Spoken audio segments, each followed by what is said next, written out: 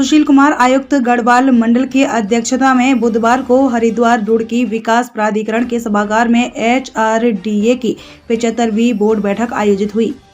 Board बैठक में सचिव हरिद्वार रुड़की विकास प्राधिकरण उत्तम सिंह चौहान ने प्रस्तुतिकरण के माध्यम से 74वीं बोर्ड बैठक की कार्यवाही की पुष्टि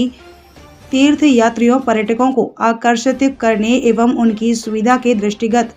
हर की पौड़ी कॉरिडोर विकसित करने, पार्कों के सौंदर्यीकरण, कड़च्छ से लेकर गुरुद्वारा रोड ज्वालापुर तक नाले का सुदृढ़ीकरण, आशफ नगर रुड़की में मिश्रित आवासीय परियोजना तैयार किए जाने, प्रधानमंत्री आवास योजना के अंतर्गत इंद्रलोक आवासीय योजना भाग 2 में दुर्बल आय वर्ग के भवनों का निर्माण सहित प्राधिकरण लैंड भूमि हेतु भूमि क्रय किए जाने हेतु प्रस्ताव अनुमोदनार्थ प्रस्तुत किए गए। बैठक में तीर्थ यात्रियों पर्यटकों को आकर्षित करने एवं उनकी सुविधा के दृष्टिगत हर की पौड़ी कॉरिडोर विकसित करने पर विचार हुआ तथा उनकी DPR प्रस्तुत करने के निर्देश मंडलायुक्त द्वारा दिए गए। बैठक में बताया गया कि हरिद्वार तीर्थ की गरिमा के अनुरूप एक सुंदर पार्क हेतु 23 मार्च पार्क शहीद पार्क हरिद्वार का चयन किया गया है, जिसके निर्माण एवं सौंदर्यीकरण का कार्य कराए जाने का प्रस्ताव रखा गया, जिसे अनुमोदित किया गया। कड़च्छ से लेकर गुरुद्वारा रोड ज्वालापुर तक नाले का सुंदरीकरण के संबंध में अधिकारियों ने बताया कि नाले का कार्य चल रहा है तथा नाले के निर्माण लागत में बढ़ोतरी के संबंध में चर्चा हुई, जिसके संबंध में आयुक्त गढ़वाल मंडल ने वित्तीय नियमों का ध्यान रखते हुए अग्रिम कार्यवाही करने के निर्देश अधिकारियों को दिए। सुशील कुमार आयुक्त गढ़वाल मंडल ने बोर्ड बैठक में रुड़की के ग्राम आसफ नगर में क्रय की गई भूमि पर विस्तृत आवासीय परियोजना के संबंध में जानकारी ली। इस पर अधिकारियों ने बताया कि योजना के निर्माण एवं विकास हेतु वास्तुविद का चयन कर उनके साथ MOU का निष्पादन किया गया है तथा स्वीकृत तलपट मानचित्र के अनुसार योजना के निर्माण एवं विकास हेतु DPR तैयार करने की कार्यवाही गतिमान है। प्रधानमंत्री आवास योजना के अंतर्गत इंद्रलोक आवासीय योजना भाग 2 में दुर्बल आय वर्ग के लिए बनाए जाने वाले 528 भवनों के निर्माण की प्रगति आयुक्त गढ़वाल मंडल द्वारा पूछे जाने पर अधिकारियों ने बताया कि स्तर पर गतिमान कार्य को निर्धारित लक्ष्य के सापेक्ष कार्य 2023 तक पूर्ण करा लिया जाएगा, जिसके लिए 8 दिसंबर 2022 तक कुल 891 आवेदन पत्र प्राप्त हुए हैं, जिनको नियमानुसार शीघ्र ही आवंटित किया जाएगा। बैठक में प्राधिकरण लैंड बैंक हेतु भूमि क्रय किए जाने के संबंध में अधिकारियों ने बताया कि प्राधिकरण स्तर के अधिशासी अभियंता की अध्यक्षता में एक समिति का गठन किया गया है, जिसकी कार्यवाही गतिमान है। बैठक में प्राधिकरण की संपत्तियों पर म्यूटेशन शुल्क लगाए जाने, हरिद्वार में फिलिंग स्टेशन हेतु मानचित्र स्वीकृत किए जाने, सुमन नगम सहित कृषि भू उपयोग में निर्मित अनधिकृत कॉलोनियों के भू उपयोग परिवर्तन आदि के संबंध में विस्तृत चर्चा हुई तथा दिशा निर्देश प्रदान किए गए। हरिद्वार रुड़की विकास प्राधिकरण की बैठक थी, तो उसमें कई महत्वपूर्ण विषयों पर बातचीत हुई। सबसे पहले तो आज प्राधिकरण बोर्ड ने एक ये निर्णय लिया है कि हर की पैड़ी कॉरिडोर के रूप में एक इसको विकसित किया जाए और उसमें कुछ कंसल्टेंट्स नियुक्त करके और DPR तैयार की जाए, ये ताकि जो सुविधाएं हैं यात्रियों को वो हम लोग दे पाएँ,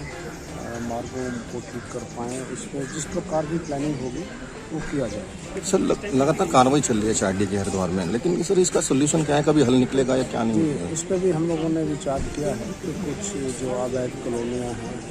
अवैध निर्माण हैं, हमारे बिल्डिंग बायलॉज के अनुसार कई बार वो कंपाउंड नहीं हो पाते हैं, तो उसके लिए एक कमेटी बनाई है कि किस सीमा तक हम उनको शीतलीकरण देकर कंपाउंड की कार्रवाई करेंगे। सर इसके लिए भी कमेटी सर लगातार जो है कंप्लेन आती हैं और अखबारों में भी निकलता है। अभी श्रवणनाथ का मामला भी एक अखबार ने निकाला खबर, लेकिन उसके बाद भी कोई कार्रवाई नहीं होती, क्या कहेंगे? प्राधिकरण ने इस समय काफ़ी जो आज हमें सूचना दी गई है अवैध निर्माणों पर कार्रवाई की और लगभग उन्होंने काफ़ी संख्या में कॉलोनीज और अन्य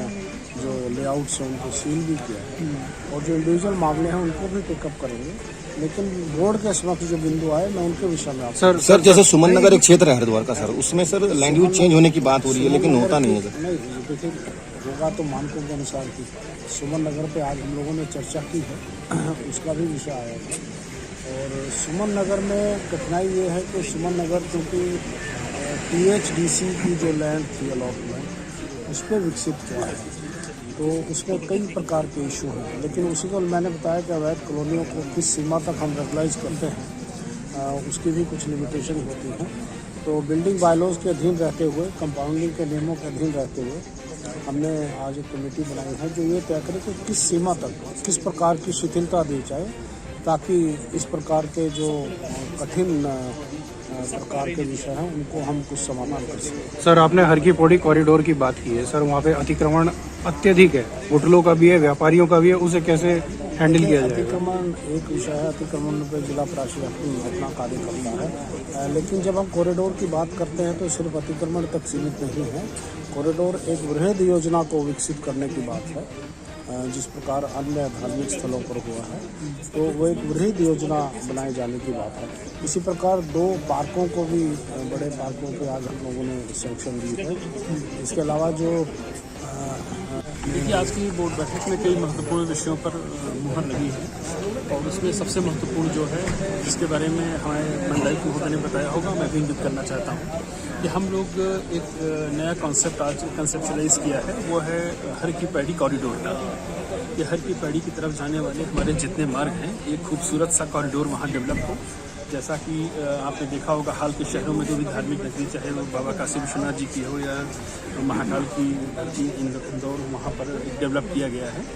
तो अभी ये कल कॉन्सेप्ट लेवल पर है। इसके लिए हम लोगों ने कंसल्टेंट की एक अनुमति बोर्ड से ले ली है, और प्रयास ये होगा कि एक अच्छा सा प्लान हम लोग इसका बनाएं, और बनाने के बाद अपनी राज्य सरकार के समक्ष इसको प्रस्तुत करें, ताकि हरिद्वार की जो तीर्थ नगरी के रूप में पहचान है, एक अच्छी, साफ सुथरी और एक खूबसूरत सी एक कॉरिडोर निकल कर आवे, ताकि इस देश विदेश में हमारे हरिद्वार का गौरव और बढ़े। इसके अतिरिक्त कुछ और भी महत्वपूर्ण विषय थे, जैसे हम लोगों का लैंड बैंक को लेकर एक इशू था, वो भी हम लोगों ने डिस्कस किया। तो करीब 25 एकड़ की लैंड का एक प्रपोजल अंडर कंसिडरेशन आया है, उस पर भी कमेटी बनाई गई है जो देखेगी, और इसके बाद उस पर निर्णय करेगी, तो उसको हम लोग शामिल करेंगे। इसी तरह से जो हमारी कॉलोनियाँ काफ़ी लंबा हम लोगों का डिस्कशन हुआ कि जो अवैध कॉलोनियाँ सील हुई हैं, आखिर इनका किया क्या जाए, और किस तरह से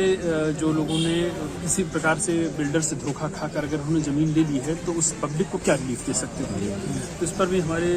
chief town and country planner भी थे, हम लोगों ने काफ़ी विचार विमर्श किया, और ये तय हुआ है कि एक 2-3 अफसरों की कमेटी हम लोग तुरंत वार फुटिंग पर बनाएंगे, और इस पूरे प्रकरण को CTCP अपनी राय देंगे, और शासन से डिस्कस करके कोशिश की जाएगी कि जो रिलीफ दी जा सकती है इसमें, उस पर हम लोग विचार करें। सर, नई कॉलोनियों में तो HRDA द्वारा अच्छी कार्रवाई की जा रही है, ये काफ़ी अच्छा भी है, और सभी इसका आपके लिए बहुत बढ़िया है। लेकिन सर, जो पुराने कंस्ट्रक्शन हैं वो भी कुछ अतिक्रमण करने में लगे हैं, उस पर क्या होगा? देखिए, आपने देखा होगा कि इस समय शहर में अतिक्रमण का एक अभियान काफ़ी तेज़ी से चल रहा है। अभी हम लोग मेन रोड्स को हम लोगों ने अपना टारगेट किया है, कोशिश कर रहे हैं कि उसमें से अतिक्रमण हटाए जाएँ। जो कंस्ट्रक्शंस बहुत पुराने हो गए हैं और जहाँ पर लंबे समय से लोग रह रहे हैं, उसको हटाने में लेकर दिक्कतें हैं, और हम लोगों कोई भी कार्रवाई करते हैं तो सब अपने ही हैं, हरिद्वार के ही लोग रहने वाले हैं, कोई हमारे शत्रु नहीं हैं, अपने ही लोग हैं। तो उसमें बहुत ज़्यादा उनको दिक्कतें भी ना हों, उसका भी हम लोग विशेष ध्यान रखते हैं कि 15 साल, 20 साल, 25 साल से कोई अवैध कंस्ट्रक्शन बना हुआ है। तत्कालीन समय के लोगों की ये गैर जिम्मेदाराना व्यवहार था कि लोगों ने इस प्रकार की कंस्ट्रक्शन की अनुमति दी और कोई कार्रवाई नहीं की, मॉडिफिकेशन जो उचित नहीं था। तो उसको हम लोग सेकंड फेज में टेकअप करेंगे, लेकिन फर्स्ट स्टेज में तो यही हमारा प्रयास है कि कोई नया अवैध कंस्ट्रक्शन या अवैध कॉलोनियाँ न कटें।